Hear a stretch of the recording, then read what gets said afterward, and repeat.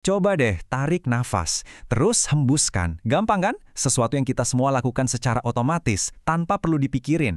Tapi pernah nggak sih Anda berhenti sejenak dan bertanya-tanya, udara yang barusan kita hirup itu sebenarnya perginya kemana? Nah, dalam beberapa menit ke depan, kita akan ikuti perjalanan luar biasa dari satu tarikan nafas, dari udara di sekitar kita, sampai jauh ke dalam sel-sel tubuh Anda.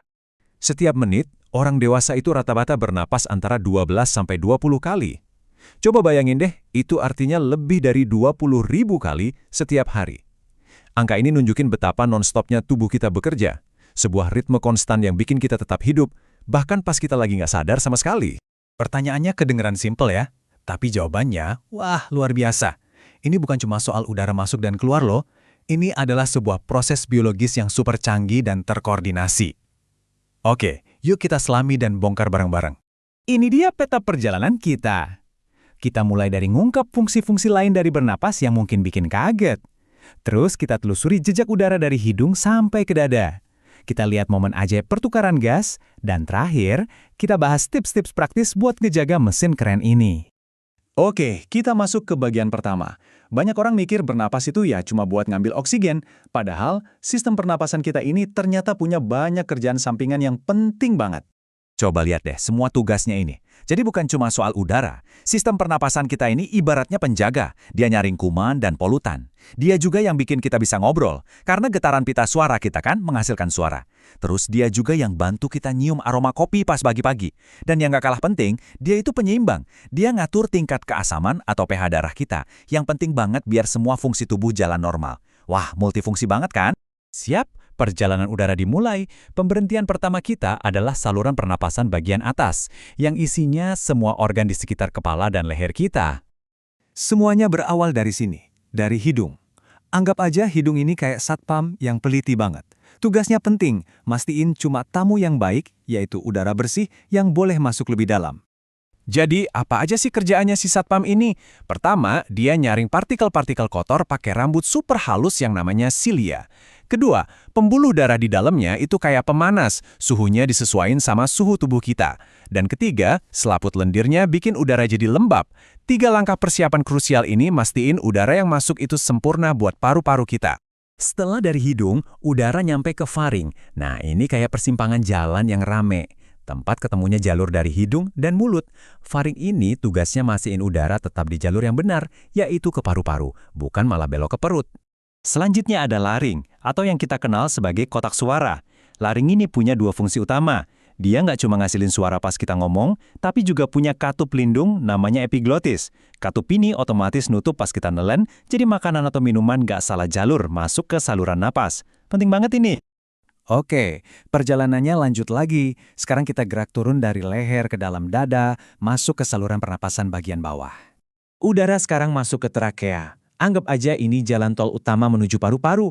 Dindingnya juga dilapisin lendir dan silia. Jadi ada penyaringan lapis kedua buat nangkap partikel bandel yang mungkin lomos dari hidung. Jalan tol utama tadi terus berjabang jadi 2. Nah, inilah yang disebut bronkus. Satu cabang ke paru-paru kanan, satu lagi ke paru-paru kiri. Mirip gerbang tol yang ngarahin udara ke tujuannya masing-masing. Di dalam paru-paru, bronkus ini terus-terusan bercabang jadi saluran yang makin kecil dan makin kecil lagi. Persis kayak ranting-ranting pohon. Namanya bronkiolus. Tugas mereka adalah nyebarin udara secara merata ke seluruh penjuru paru-paru. Dan akhirnya kita tiba di acara utamanya, paru-paru. Inilah organ pusat dari seluruh sistem pernafasan. Semua bagian yang kita lewatin tadi sebenarnya kerja buat nyiapin dan nganterin udara ke sini, ke panggung utama. Nah, sekarang kita sampai di puncak perjalanannya. Disinilah tujuan utama dari setiap tarikan napas bakal terwujud. Inilah momen pertukaran yang bikin kita semua tetap hidup. Di ujung cabang-cabang paling kecil tadi, ada jutaan kantung udara super kecil yang disebut alveolus. Anggap aja ini terminal terakhir, tempat penumpang, yaitu oksigen, turun buat mulai tugasnya. Dan sampah, yaitu karbon dioksida, naik buat dibuang keluar. Coba deh perhatiin proses ajaib ini. Molekul oksigen dari udara itu loncat dari paru-paru masuk ke dalam sel darah merah. Di saat yang sama persis, sel darah merah kita ngebuang sampahnya, yaitu karbon dioksida, balik lagi ke paru-paru buat kita hembuskan. Ini pertukaran 2 arah yang cepat banget terjadi dalam sekejap mata. Jadi intinya gini, setiap nafas adalah proses bersih-bersih sekaligus isi ulang energi buat seluruh tubuh kita. Oke, yuk kita rangkum seluruh perjalanannya dalam 5 langkah simple. Pertama, menghirup lewat hidung.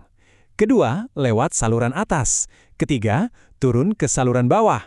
Keempat, tiba di alveolus. Dan kelima, terjadilah pertukaran gas. Sebuah proses yang elegan dan efisien terjadi lebih dari 20.000 kali setiap hari tanpa kita sadari. Setelah paham betapa canggih dan pentingnya mesin pernapasan kita, pastinya kita mau dong menjaganya biar tetap awet dan berfungsi baik. Yuk kita masuk ke bagian terakhir, gimana cara merawatnya? Sebenarnya merawatnya itu lebih gampang dari yang kita kira kok.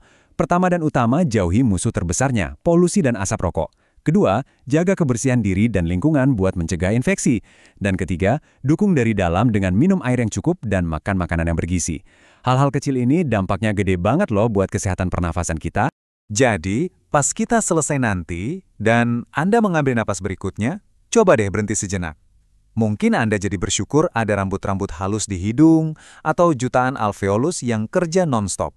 Apapun itu, semoga kita semua bisa lebih menghargai setiap tarikan napas yang jadi penyambung hidup kita.